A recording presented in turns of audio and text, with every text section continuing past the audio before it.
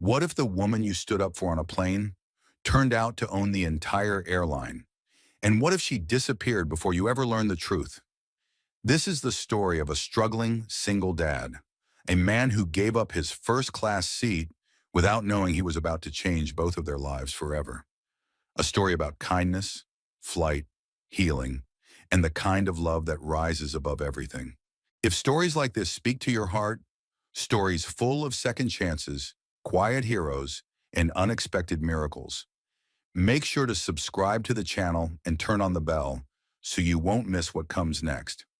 Now, let's begin. Struggling single dad defended a woman kicked out of first class. She secretly owned the airline. The flight from Denver to Charlotte wasn't supposed to mean anything. For Ethan Blake, it was simply a bridge, a necessary step toward the life he was trying to rebuild. Clutching a faded duffel bag in one hand and holding his daughter Lucy's hand with the other, he stepped into the crowded terminal at Gate 29, praying for a smooth trip. Lucy, 7 and full of quiet wonder, looked up at the massive window overlooking the tarmac. "Daddy, are we flying that one?" Ethan squinted through the glass. The jet she pointed at gleamed silver under the late morning sun, the Dawson Air logo shining like a polished emblem of dreams he could no longer afford. "No, honey, ours is the smaller one next to it. Still flies just fine." She nodded solemnly, satisfied with the answer, and skipped beside him as they boarded. Ethan wasn't used to flying coach. Before the accident, before losing Callie, he had flown for the Air Force, and once briefly for commercial carriers. But that felt like another man's life now. These days, his boots were worn, his resume dusty, and his hands calloused from working nights at a garage that barely kept food on the table.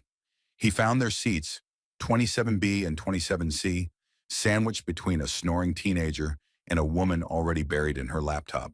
He hoisted the bag into the overhead bin, helped Lucy into the window seat, and sat down with a sigh. Across the aisle, something strange was happening. A woman in a plain blue cardigan, travel-worn jeans, and a canvas shoulder bag was being ushered out of first class. She stood awkwardly, her cheeks flushed, while the flight attendant's voice, sharp enough to cut glass, carried clearly. "I'm sorry, miss, but this section is for first-class passengers only. You must have misread your ticket." The woman opened her mouth, hesitated, then closed it again.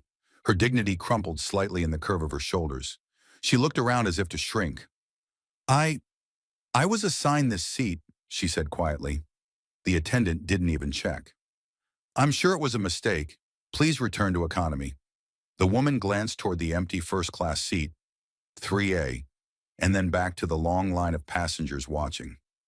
No one moved. No one spoke. Ethan felt it in his gut, that sour twist of unfairness. Maybe it was the way her voice trembled, or the way she didn't fight back. Maybe it was how much she reminded him of someone who'd been taught that standing up only gets you knocked down harder. Without thinking, Ethan stood up. "Excuse me," he called out, drawing startled glances. "I'll switch with her. You can put me in economy." The attendant blinked, thrown off balance. "Sir, that's not necessary." "Maybe not," he said evenly, "but it's the decent thing to do." The woman looked at him, startled. Her eyes, to a calm shade of stormy blue, locked with his for a beat too long. Then she smiled faintly. "You don't have to do that." "I want to," he said simply. The attendant sputtered something about protocol, but a supervising steward, who'd been watching from the galley, nodded discreetly. "Let it be, Karen." Ethan gathered his bag again. Lucy tugged at his sleeve, confused. "Daddy? It's okay, kiddo. We're just switching seats with someone who needs a little kindness today." Lucy nodded, trusting him with the ease only a child could. The woman slid into the seat beside Lucy, her hands still slightly trembling. "Thank you," she whispered to Ethan as he stepped into the aisle. "You didn't have to get involved." "Neither did they," Ethan murmured. "But they did."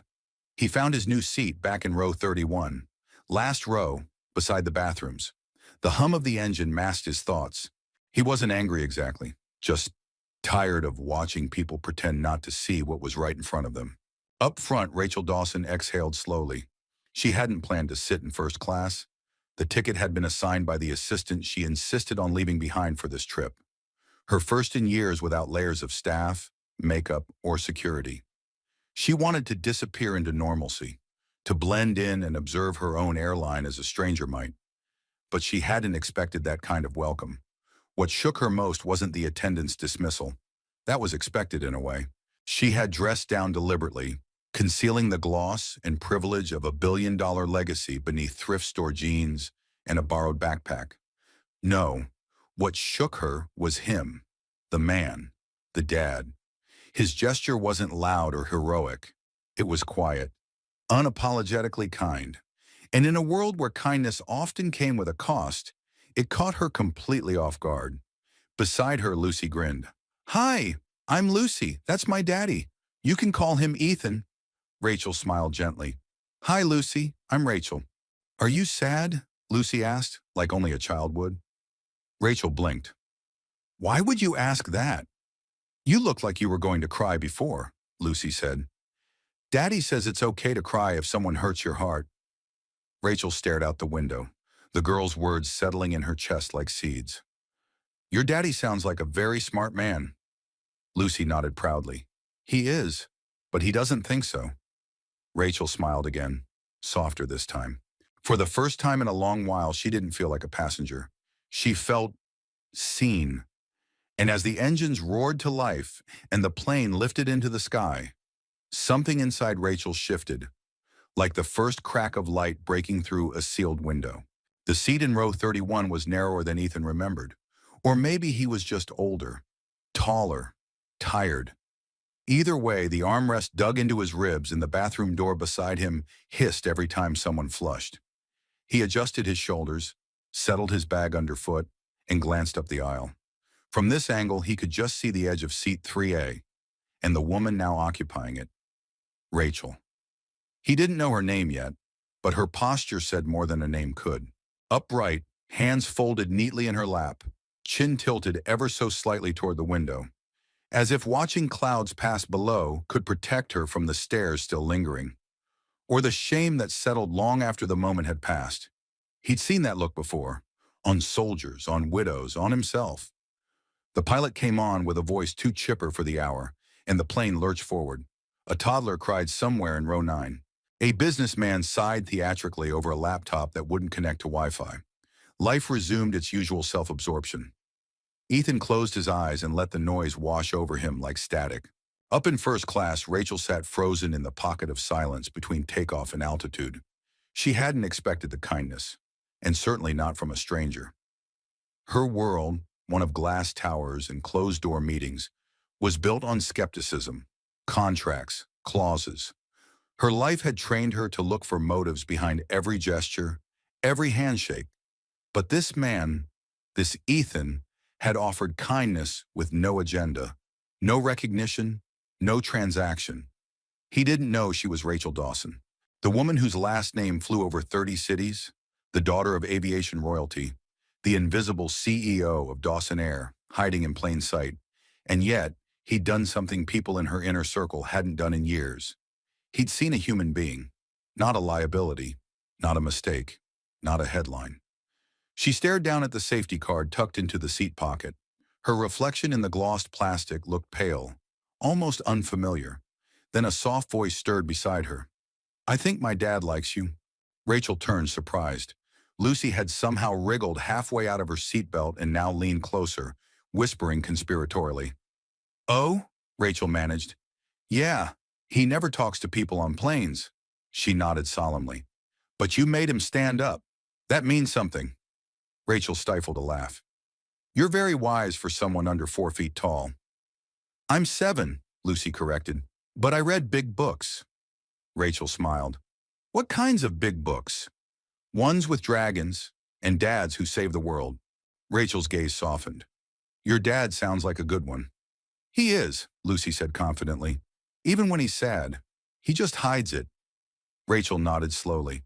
"That's what brave people do sometimes." They sat in comfortable quiet for a while, the child resting her head on Rachel's arm as if they'd known each other longer than 20 minutes. Rachel allowed herself to breathe, to exist in the stillness, not as a CEO, not as a guarded heiress, just as a woman who'd been offered a seat, and maybe something more. When the plane landed in Charlotte, The wheels kissed the runway with a familiar bump. Passengers sprang to their feet, stretching like it had been a journey through time rather than space. Rachel remained seated. So did Lucy, her hand still tucked in Rachel's. Ethan made his way slowly up the aisle, bag slung over one shoulder, expression unreadable. When he reached their row, Lucy lit up. "Daddy!" She told me a story about a girl who flew a paper plane that reached the moon. "Is that right?" he said, his tone warm but cautious. Rachel stood, smoothing her sweater. "I improvised. She's a good listener." Their eyes met again. Up close, she saw more of him now, a faint scar above the brow, the weary wisdom behind his humor. And he saw her differently, too. Not just the woman he'd stood up for, but someone who now shared a bond with his daughter. "Thanks again," Rachel said quietly, "for earlier." Ethan nodded. "Didn't sit right with me, that's all." She paused, then reached into her bag and scribbled something on a boarding pass stub. "If you ever need a contact in aviation, I know a few people." He took it, surprised, but pocketed it with a simple, "Appreciate it." Rachel gently squeezed Lucy's hand one last time. "You take care of your dad, okay?" "I always do," Lucy said proudly. Ethan smiled, this time with the trace of something real. "Safe travels, Rachel. And you, Ethan." And then she was gone. Later that night, Rachel sat alone in a quiet room at a boutique hotel just outside downtown. No assistants, no calls, just the city lights flickering outside her window and a folded paper plane Lucy had given her, made from a napkin during the flight. On the back in crayon were the words, "Fly high, Miss Rachel." She stared at it, emotions colliding in her chest. A napkin, a scribbled note, a man who traded comfort for compassion, a child who trusted like it was her superpower. Rachel Dawson had boarded that plane hoping to observe her airline from the shadows. She hadn't expected to be seen. And now something in her wouldn't let her walk away. Not from Ethan, not from Lucy, and not from the feeling that, for the first time in years, she was exactly where she needed to be. The morning sun had barely climbed above the rooftops of Charlotte when Rachel stepped out of her hotel room and into a different version of herself. Gone was the woman who'd flown first class unnoticed. Today her hair was pinned loosely, and her wardrobe consisted of a gray field jacket and dark jeans. Unbranded, unassuming. She wore no makeup, no heels, no security. She didn't need them here. Rachel Dawson, daughter of Richard Dawson, the aviation magnate who built an empire from a single hangar in Tulsa, had long since learned how to disappear in plain sight. And today, that skill would serve her better than any title ever had. She checked the address scribbled on the boarding pass stub Ethan had returned to her the night before. He hadn't called her number, of course. Men like him didn't follow up with strangers who offered vague business connections. He was too grounded for that, too proud. But the information he had given, almost unintentionally, had been more than enough. She'd found the hangar. It was tucked behind a regional airport on the outskirts of town, a long-abandoned building once used for flight training and crop dusting repairs. The kind of place most people would write off as forgotten. But as she stood at the chain-link fence, watching the sunrise glint off a rust-streaked roof, Rachel saw something else. Potential. Character. A beginning. A deep engine hum broke the silence. A faded blue pickup truck bounced over the gravel path, its front fender held together by duct tape and faith. It rolled to a stop just beyond the gate. Ethan stepped out, toolbox in hand. Flannel sleeves rolled past his elbows. His face looked half in shadow, half carved by the early light. Rachel didn't move. He didn't recognize her at first. His brow furrowed slightly, trying to place the familiar. Then he said, "You're the paper plane lady." She smiled, brushing a strand of hair from her cheek. "That's one way to remember me." He leaned on the open truck door, studying her. "Didn't expect to see you again." "I didn't expect to come," she replied honestly. "But I woke up this morning and couldn't shake the feeling I'd regret it if I didn't." He tilted his head, skeptical but not unkind. "You flew all the way here just to say thanks again?" She hesitated. "Not exactly." He crossed his arms. Rachel exhaled. "I wasn't entirely honest with you. I work in aviation. I oversee a few regional initiatives, partnerships with private pilots, new programs for transitioning veterans, things like that." You run a startup? He asked. She nodded slowly. Something like that. Ethan eyed her warily. And you're here because I'm looking for someone who understands both sides of flying, not just the cockpit, but the people on the ground. Someone who's been there, who's lived through the highs and lows and still believes flight is worth fighting for. She met his gaze squarely. I'm looking for someone like you. Ethan blinked. The words felt too rehearsed to be casual, but too genuine to be manipulative. And her eyes, even behind the modest appearance, held that same quiet steel he'd noticed on the plane. The kind people only earn through hardship. I'm not sure I'm interested in whatever this is, he said cautiously. I'm just trying to keep the lights on here. This isn't exactly a pilot's dream. That's why I'm here, Rachel replied, because you're not trying to impress anyone. You're just doing the work. She stepped closer, holding out a small folder. Basic documents, sample proposal sheets, rough sketches of a joint flight program she'd been drafting for months, but never found the right person to lead. He took it reluctantly, flipping through. Flying Forward, he read aloud. It's a transitional flight training program for ex-military pilots and mechanics. We've been testing it on the West Coast. I want to expand east, but we need a base. Someone to help us tailor the training to local communities. I was hoping this hangar might work. Ethan looked up. You want this place to be your base? She smiled. It has history, and so do you. He closed the folder and handed it back. Look, Rachel, I appreciate whatever it is you're trying to do, but I've got bills, a daughter, and 1,000 reasons to say no. Rachel didn't argue. She just nodded. Then she pulled a crumpled paper napkin from her pocket, the one Lucy had drawn on. She held it out.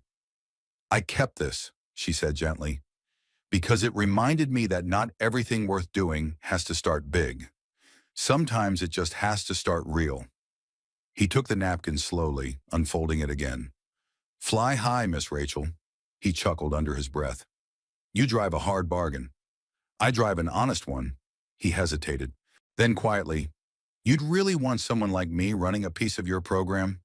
I'd rather have someone like you than a dozen people with polished resumes and no soul, she said. Besides, you already gave me your best seat. I figured I'd return the favor. Ethan looked back at the hangar, then at her. And for the first time in a long while, he didn't feel like the man just trying to stay afloat. He felt like maybe, just maybe, he was about to fly again. The old hangar still smelled like engine oil and cedar dust. Its walls, stained with years of sun and stories, stood like tired shoulders. Every creak in the roof, every faded photograph pinned to the corkboard, every dented tool on the peg wall whispered memories of better days. And Ethan had learned to live among them like ghosts, quiet, present, constant. But this morning, something had shifted. Rachel stood in the open doorway, sleeves rolled, clipboard in hand, her expression a blend of optimism and unshakable calm. She didn't look like a corporate rep. She looked like someone who had nothing left to prove and everything left to give. Ethan stepped down from the maintenance ladder, wiping grease from his fingers. You're back, he said simply. Rachel held up a paper coffee tray with a small, sheepish smile. Peace offering. I figured good ideas go better with caffeine. He chuckled. A real sound this time. Not forced, not guarded. You might be right about that. She handed him a cup. Black, no sugar, just the way he liked it. He didn't ask how she knew. Maybe he didn't want to. They stood in companionable silence for a beat. Then Rachel gestured around the hangar. This place, it has bones, soul. It feels like it matters. It used to, Ethan said. My dad taught crop dusting flights out of here in the 80s. When he passed, I kept it going as long as I could. Then Callie got sick. I sold off most of the fleet. The rest, he looked at a sheet-draped plane in the corner. Just memories. Rachel didn't press. She let his words settle like dust in the sunlight. I don't want to take over your space, Ethan, she said gently. I want to give it back its wings. Ethan raised an eyebrow. You're a romantic for someone in corporate. She grinned. Guilty, I just hide it under spreadsheets. He laughed, then motioned toward a side workbench. Well, if you're planning to run a flight program out of here, you might as well see what you're up against. They walked together through the space, past old propellers mounted like trophies, rusted flight gauges, cracked leather seats from a trainer aircraft long decommissioned. Rachel ran her fingers lightly across a weathered wing, reverent. "Can I ask something?" she said, pausing by an open toolbox. "Sure, but why'd you stand up for me on that flight?" Ethan looked at her, really looked. "I've got a daughter," he said. "She watches everything I do, what I say, what I let happen, and someday someone's going to try to make her feel small, like you looked in that moment. I want her to remember that I didn't stay quiet." Rachel swallowed. The truth of it struck deep. "She's lucky," she murmured. "I'm the lucky one," he replied almost reflexively. "She's my reason for showing up, even on days I'd rather disappear." Rachel turned to face him fully. "I think you've been showing up for a lot more than just her." Their eyes held there for a moment too long, something silent passing between them, warm and hesitant. But then the sound of a small voice broke the spell. "Daddy!" Lucy barreled into the hangar like a streak of sunlight, her backpack bouncing. "Miss Rachel, you're here again." Rachel bent down, arms open. "Hey there, co-pilot." Ishram. Lucy hugged her tightly, then stepped back, inspecting the clipboard. "Are we building a spaceship?" "Not today," Rachel laughed. "But maybe we'll build something that can take you almost as far." Ethan tousled Lucy's hair. "What do you think, kiddo? Would you be okay with this place turning into a training school?" Lucy's eyes widened. "With real planes?" Ethan nodded. "Real ones. And Miss Rachel will stay?" Rachel looked at Ethan, then at Lucy. "If your dad says yes, I think I'll be around a while." Lucy clapped and ran to show her the corner where she kept a plastic model jet she'd built with Ethan's help. The two of them knelt down beside it, their laughter echoing softly against the tin roof. Ethan watched them. A woman who seemed both out of reach and deeply familiar, and a child who opened her heart with the simplicity of love that asked for nothing in return. For a long time, Ethan had lived in the quiet aftermath of grief. Mornings came. Work was done. Lucy was cared for. But the idea of building anything new had felt foreign, almost selfish. Now watching Rachel trace her fingers along Lucy's carefully painted airplane, something stirred in him that felt suspiciously like hope. That evening, after Rachel had gone and the hangar was quiet again, Ethan sat at the workbench, flipping through the flying forward binder she'd left behind. He paused at a page titled Flight with Purpose, a training module designed for single parents returning to aviation careers. At the bottom in Rachel's handwriting was a note. "Some wings are made from more than metal and fuel. Some are built from memory, grit, and love." Ethan closed the folder and looked at the ceiling as the last of the sunlight bled through the high windows. For the first time in years, he didn't feel like he was fixing something broken. He felt like he was getting ready to fly. The following week unfolded like a scene Rachel hadn't dared to imagine in years. Each morning, she pulled up in her rental car to the faded gravel lot beside the hangar. And each morning, Ethan was already there. Sleeves rolled, grease under his nails, mind deep in some piece of machinery that most people would have called junk, but he still insisted on fixing. Lucy greeted her like family every single day. The hangar, once still and silent, now buzzed with a kind of quiet resurrection. Old propellers were dusted off, tools reorganized, blueprints unrolled. What had been a space for survival was slowly becoming a place for possibility. But beneath the warmth, Rachel carried a weight she hadn't yet put down. She wasn't lying, not exactly. Everything she'd told Ethan about flying forward was real. The training program existed. The expansion was underway. And she had chosen his hangar for more than sentimental reasons. What she hadn't told him, what she couldn't tell him, was that she didn't just oversee it. She owned it. She owned all of it. Dawson Air, flying forward, the regional infrastructure, the PR department that was already begging her for updates and photos of the veteran father-daughter mechanic story. If she gave the word, Ethan's name would be everywhere by morning, and he had no idea. That afternoon, as the late September sun leaned lazily against the hangar roof, Ethan wheeled out an old flight simulator chair from the back room. Rachel helped him wipe off the years of dust, while Lucy danced circles around them with a toy glider. "You rebuilt this thing?" Rachel asked, running her hand over the cracked leather. Mostly, Ethan said, adjusting a frayed cable. Callie and I used to train crop dusters on this before we switched over to actual test flights. Rachel hesitated. You don't talk about her much. He paused, then sat on the edge of the chair, hands resting on his knees. She was fire, he said quietly. Smart, funny, stubborn as hell. Loved the sky more than I did, if that's possible. We got married at 21. Bought our first junked-up Cessna before we had a mattress. Rachel sat on the floor across from him. The air between them shifted, gentler now. She got sick, he continued. Ovarian cancer. We fought for 2 years. She made me promise I'd keep Lucy flying, no matter what. Rachel's heart clenched. And you did, he smiled faintly. Tried to, anyway. Truth is, I've been flying on fumes since. She didn't reply, just reached forward and gently touched his hand. Silence filled the hangar, but it wasn't heavy this time. It was shared. Ethan looked up at her, his gaze unreadable. What about you? Rachel blinked. What do you mean? You said you work in aviation. You're clearly not new to this world, but you don't talk about where you're from or what brought you here. She hesitated. Grew up around airports, she said slowly. Big ones. My father believed in steel and sky more than people. Built things to last. But he also taught me that flight isn't just about altitude. It's about trust. Letting go. Sounds like he taught you a lot. Rachel's eyes darkened for a moment. He taught me how to rise, but not how to land. Ethan studied her, as if trying to read the lines she hadn't yet spoken. I think you're still in the air, he said. She laughed, but there was a catch in it.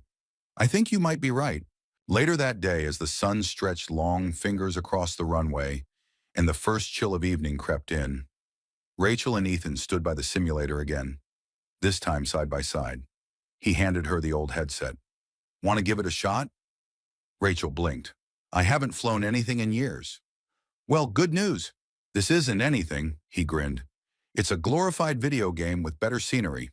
She slid into the chair, adjusting the straps. Ethan leaned over her shoulder to toggle a few settings. She could feel the warmth of him, not just physically, but in the way he moved, careful not to overstep. I'll be your co-pilot, he said softly. The screens flickered to life. Rachel took the yoke with both hands, her fingers curling into remembered positions. As the virtual runway stretched before her, something clicked into place, like dust falling off a dream. Ready, she whispered. Then fly, Ethan said. She throttled forward, the simulator jerking with faux wind resistance. And within seconds, they were above the earth.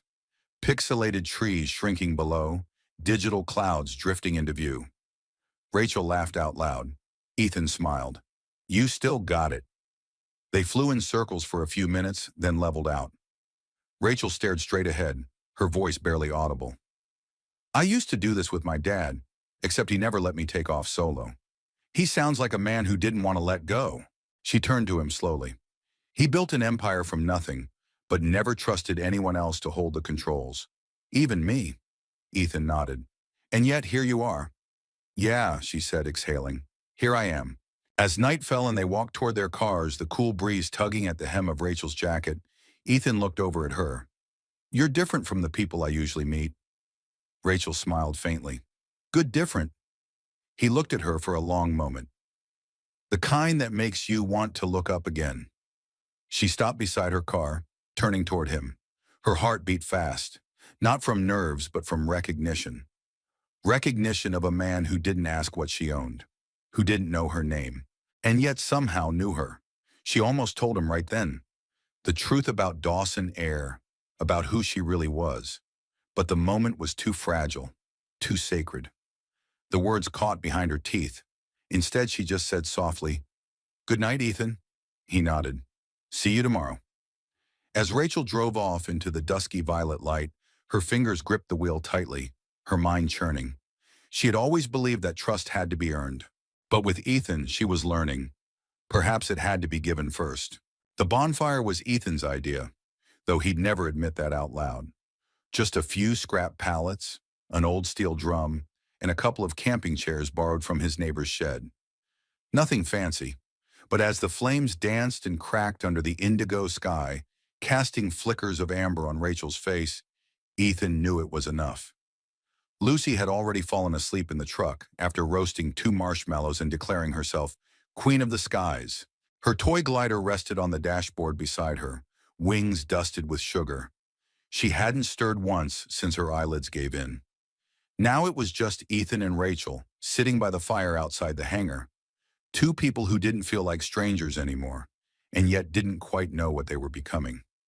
Rachel cradled a chipped enamel mug of cider, steam curling upward as her hair shimmered in the firelight. Her boots were kicked off, toes nudging gravel. "I haven't done this in years," she said softly. "What?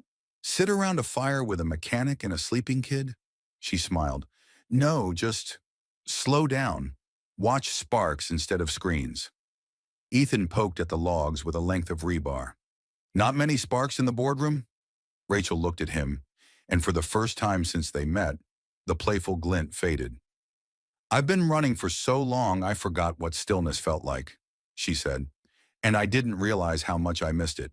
He didn't say anything at first, just watched the way the shadows moved across her face. "You know," he murmured, "for someone who's so good at hiding in plain sight, you've got a terrible poker face." Rachel raised an eyebrow. "You carry the weight of something," he continued. "But it's not guilt, it's distance. Like you're afraid to get too close because if someone saw the whole picture, they might not stay." Rachel turned toward the fire again, her lips parting but no words coming out. Ethan leaned forward, elbows on his knees. "But I'm still here." Their eyes locked. A beat passed, then another. Rachel didn't flinch this time. "I know," she whispered. "That's what scares me." The wind shifted, brushing hair across her cheek.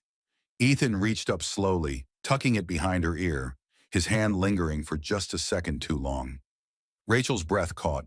It was one of those moments, rare, weightless, where everything becomes a question. Will he kiss her? Will she let him? The fire cracked. Somewhere in the distance, a coyote howled.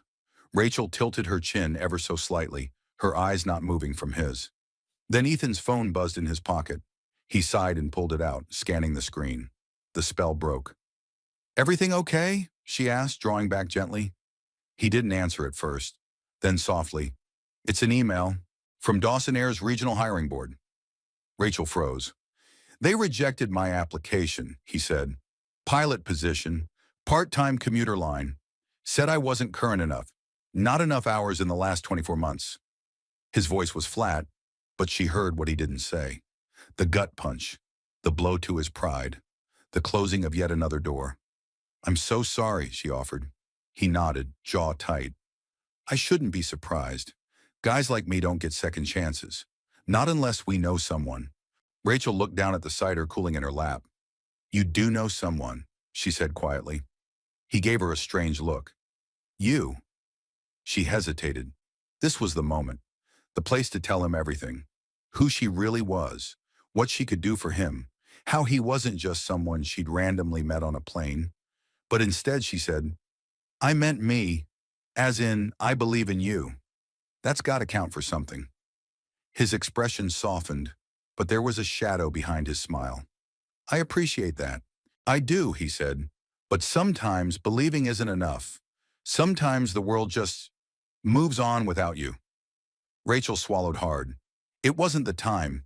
Not yet. So she offered the only truth she could safely give. "Then maybe you build a new runway." He looked at her, and something passed between them again. Not heat this time, but recognition. Of pain, of hope, of people learning to breathe again after too long underwater. He leaned back in his chair, looking up at the stars.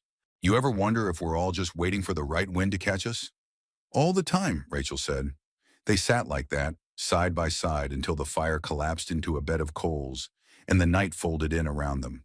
Later, as Rachel drove back to her hotel, the rejection letter on Ethan's phone kept flashing through her mind like a warning light in the cockpit.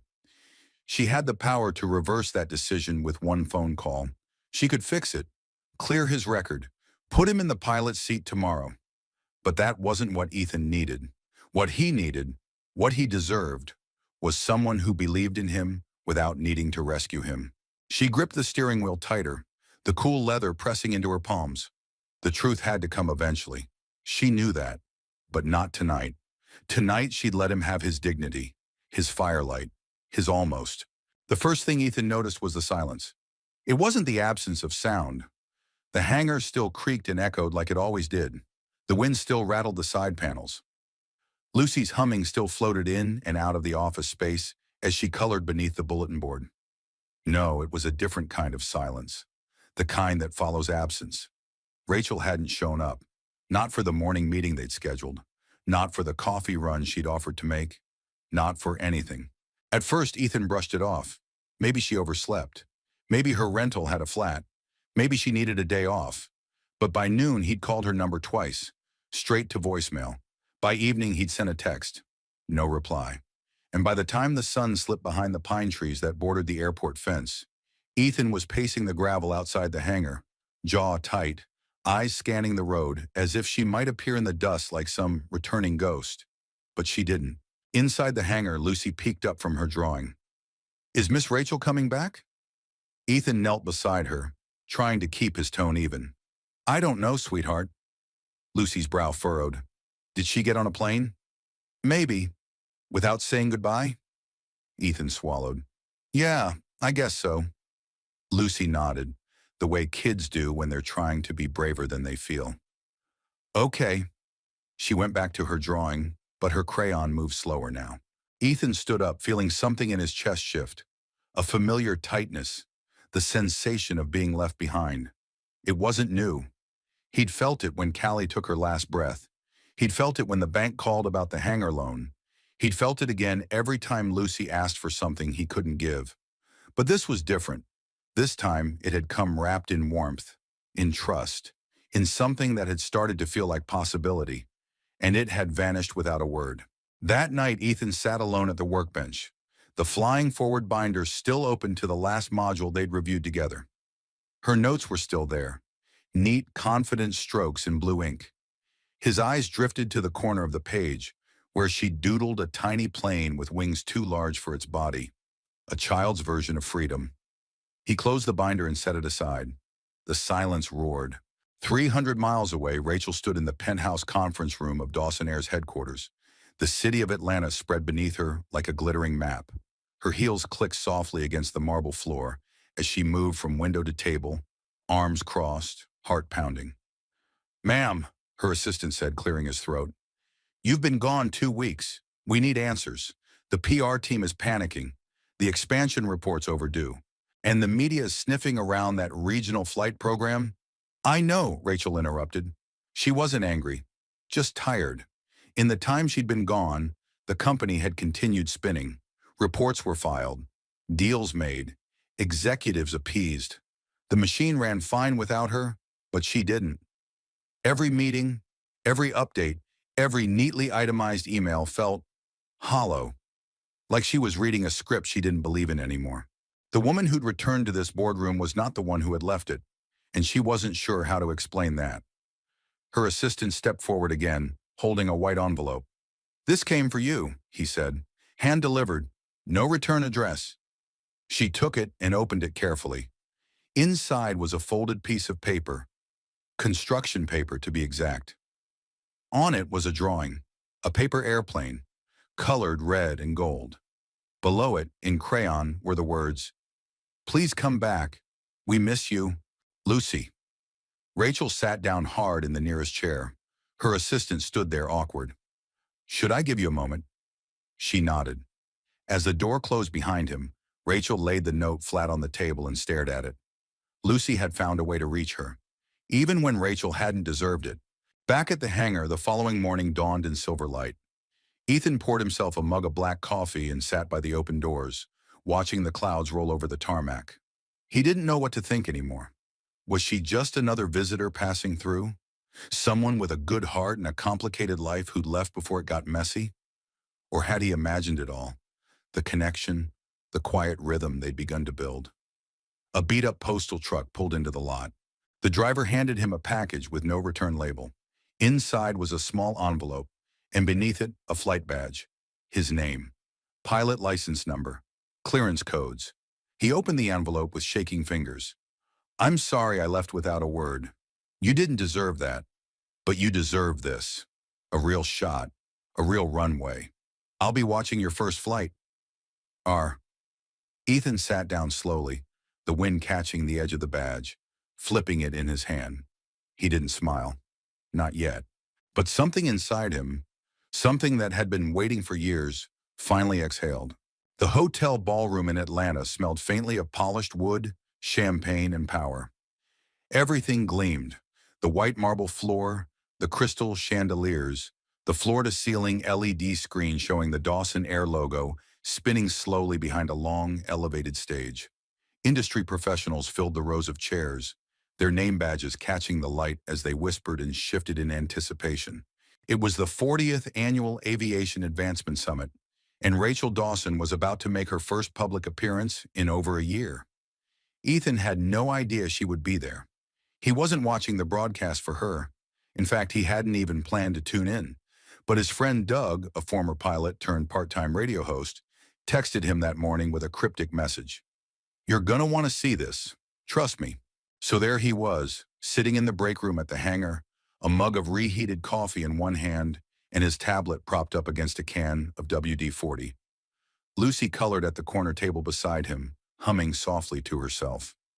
On screen, the camera panned across the audience, then settled on the stage. The announcer's voice rang out. "And now, please welcome the CEO of Dawson Air and the visionary behind the Flying Forward initiative, Ms. Rachel Dawson." Ethan nearly dropped the mug. There she was. Rachel, not in jeans and boots, not with wind-blown hair and grease on her fingertips, but in a tailored navy blazer, standing tall beneath the spotlight, her name echoing through the speakers like thunder. Lucy looked up. "Daddy, that's Miss Rachel."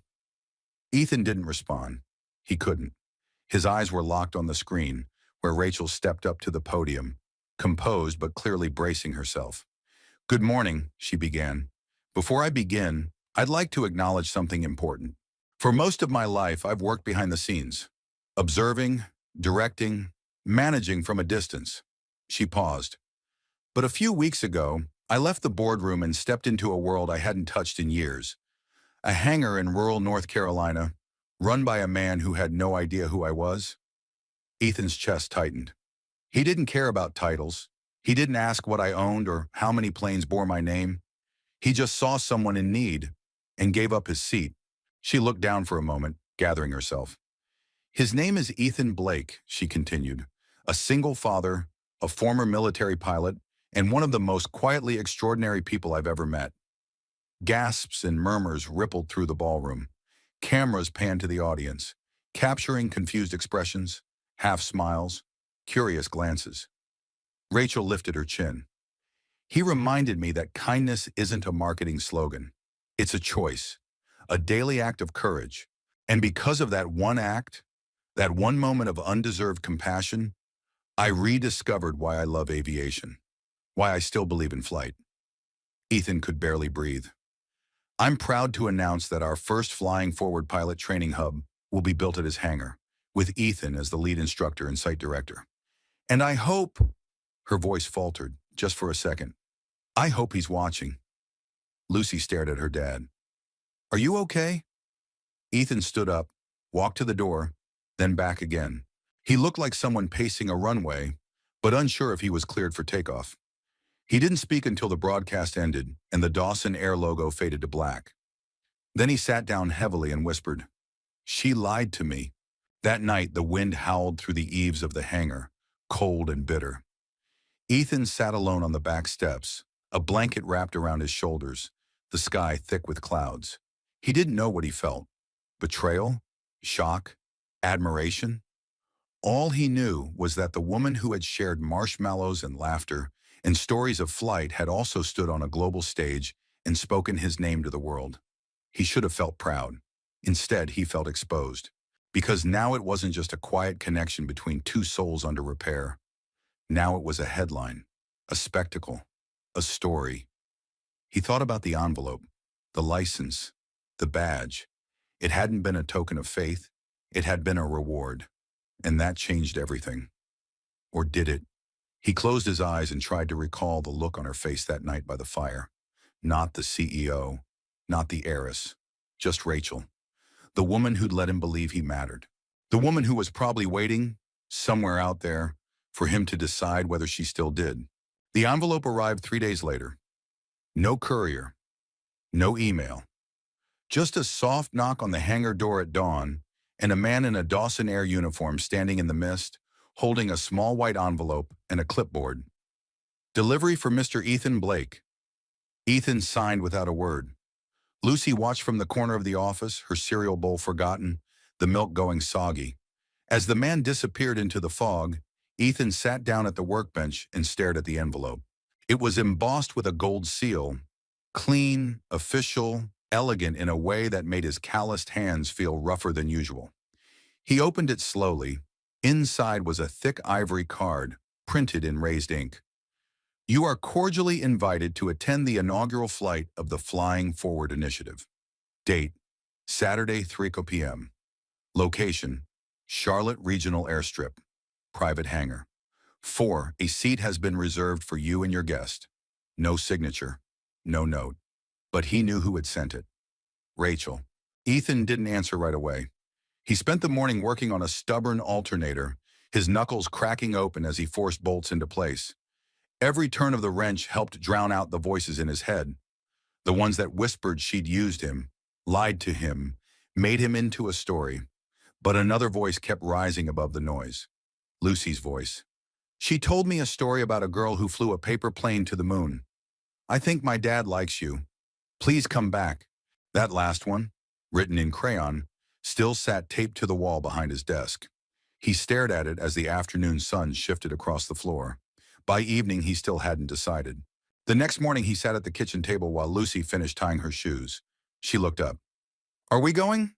He blinked. Going where? To see Miss Rachel fly. Ethan hesitated. You want to? Lucy didn't even pause.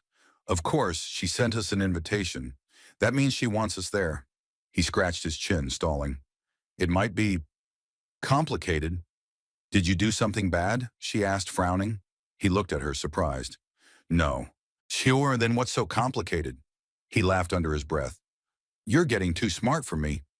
Lucy shrugged. You said we don't leave people behind. Remember? Not when they're trying.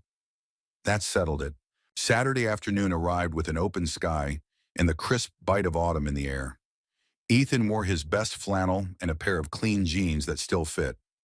Lucy insisted on her dress with the tiny airplanes embroidered along the hem, a gift from Rachel weeks earlier that she'd kept for special days.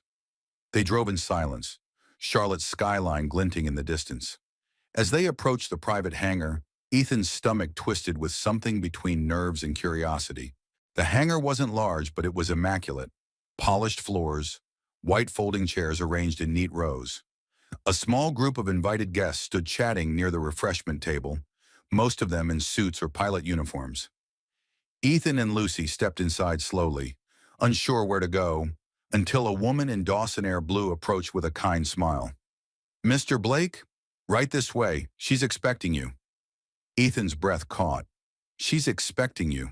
They were ushered to the front row, where 2 seats were labeled with simple place cards. Ethan Blake, Lucy Blake. On the stage was a sleek aircraft painted in silver and royal blue, the Flying Forward logo gleaming on its tail. Rachel hadn't appeared yet. Lucy sat up straighter, scanning the crowd with wide eyes. Do you think she's nervous? Ethan smiled, watching her. Probably. Just then, music swelled, a low, cinematic score, and the small crowd turned toward the platform at the far end of the hangar. Rachel walked in from the side, dressed in a pilot's jacket and dark jeans, her hair pulled back, no makeup. Just Rachel. She climbed the steps and stood in front of the plane, a wireless mic clipped to her collar. Thank you for coming, she began, her voice steady but warm. Today isn't just a launch, it's a landing. A landing for every dream that was put on hold. Every pilot who thought their best days were behind them. Every child who looked up and believed they belonged among the clouds.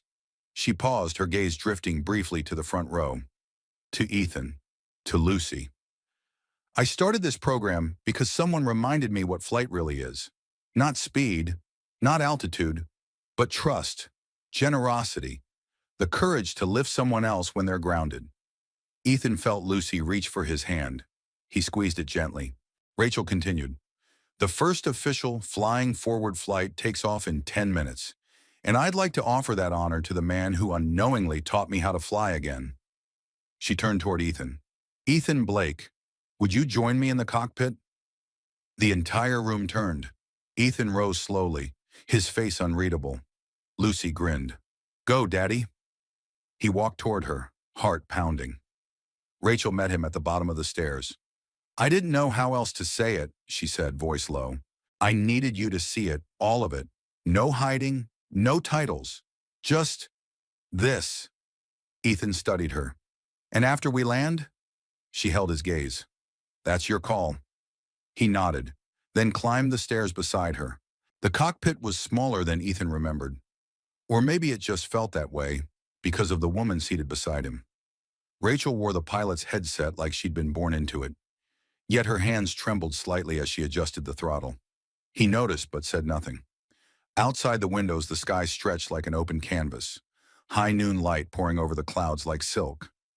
Ethan sat in the co-pilot seat, strapping in slowly. His fingers found familiar buttons, gauges, levers. He didn't need to ask why she invited him up here. Some things you just knew. "Fuel check complete," Rachel said quietly, keeping her eyes on the dash. "Ready when you are."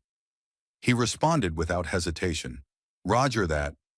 The engine roared to life, a deep purr rising into a smooth, powerful hum. The runway blurred into motion, and within seconds they were airborne, leaving the Earth and its questions behind. It wasn't until they reached cruising altitude that Rachel finally spoke again. "I was terrified you wouldn't come." Ethan didn't look at her. His eyes stayed fixed on the horizon. "I almost didn't." Silence settled between them, filled only by the steady beat of the instruments and the faint whoosh of wind beyond the glass. She removed her headset, turning slightly to face him. "I never meant to lie, Ethan." "But you did," he said. "Yes," she admitted, her voice raw. "I did. I kept my last name hidden. I let you believe I was just another passenger. And when I left without a word, it wasn't because I didn't care. It was because I cared too much." He turned toward her now, his face unreadable. "You made me believe I'd found someone real. Not a story. Not a headline." "You did," she said fiercely. "That was real. Every second." "Then why run?" "Because I've spent my whole life being judged by what I own, what I control. I needed to know. If you looked at me and saw a person, not a brand."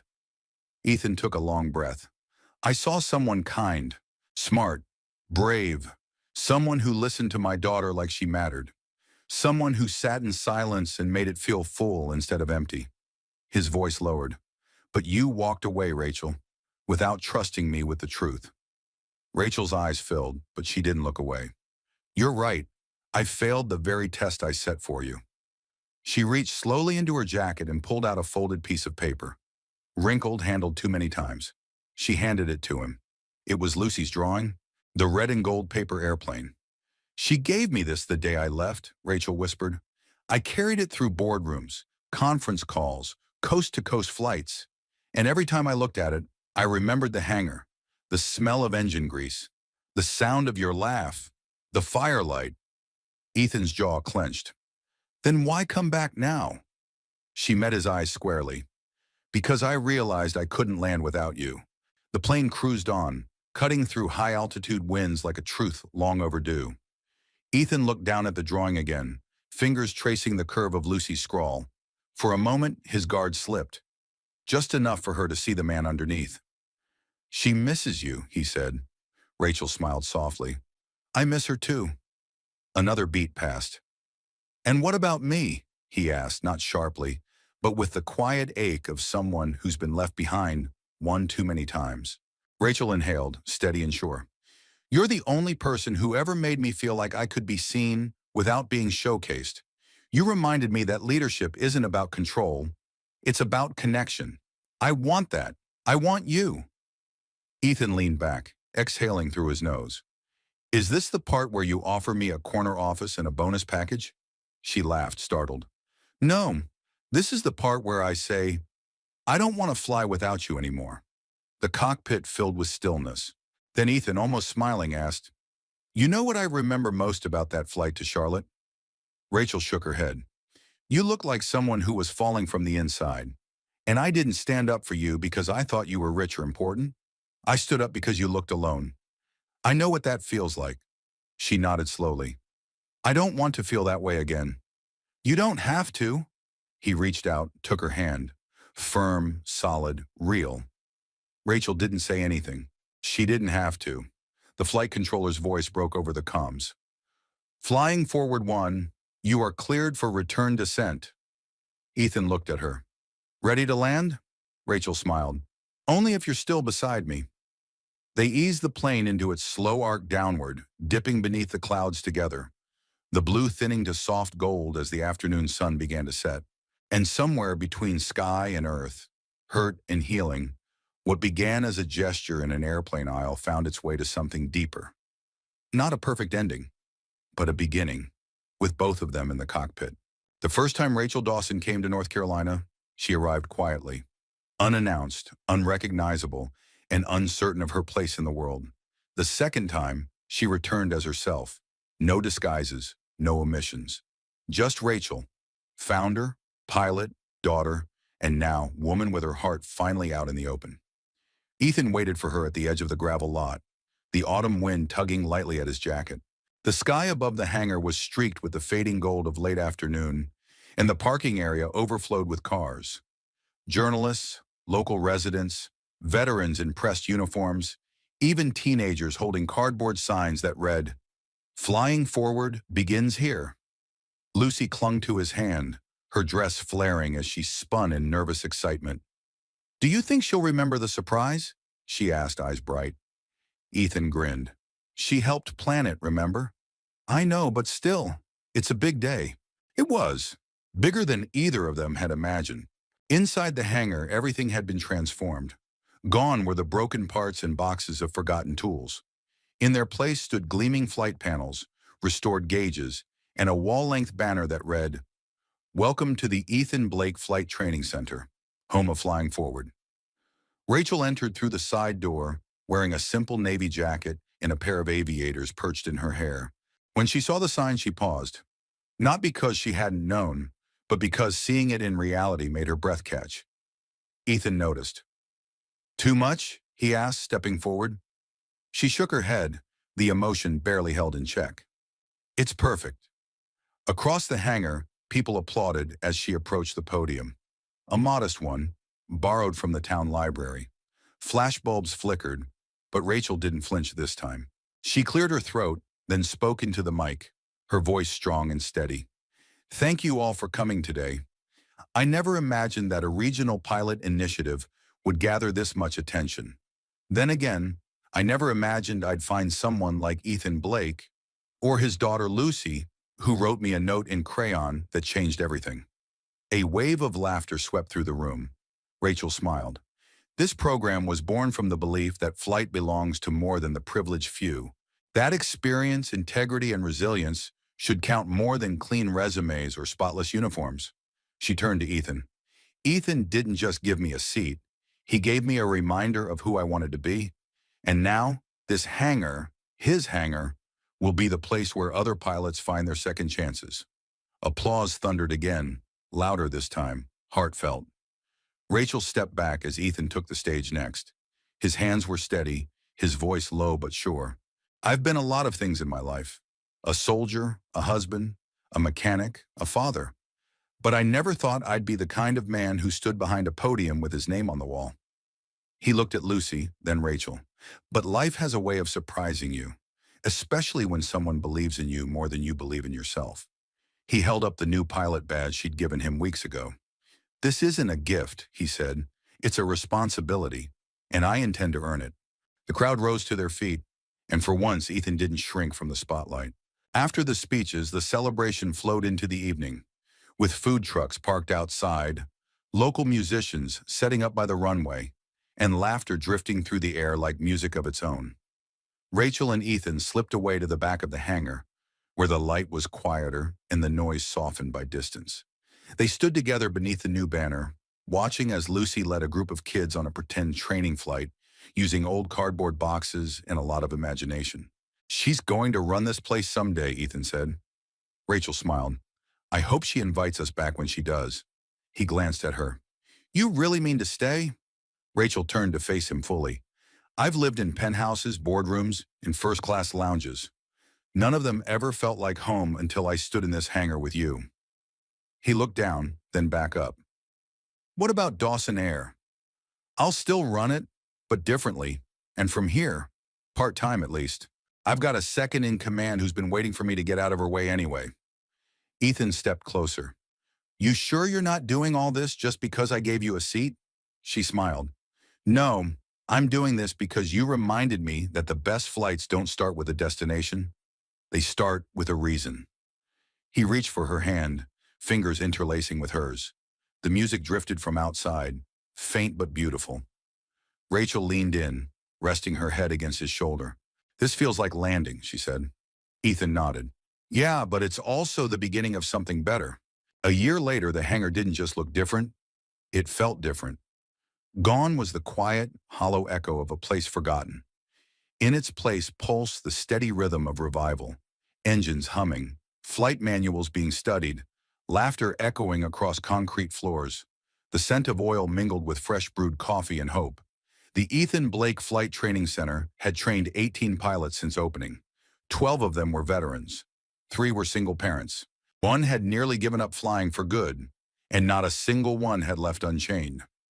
Outside on the edge of the airstrip, Ethan stood with Lucy beside him, both watching the horizon as a pair of trainee planes completed their landing drills. Lucy, now 8 and growing faster than his heart could follow, wore her own mini flight jacket, a gift from Rachel on her last birthday. Do you think I'll fly solo next year? She asked, bouncing on her toes. Ethan smiled. You'll probably be teaching the class.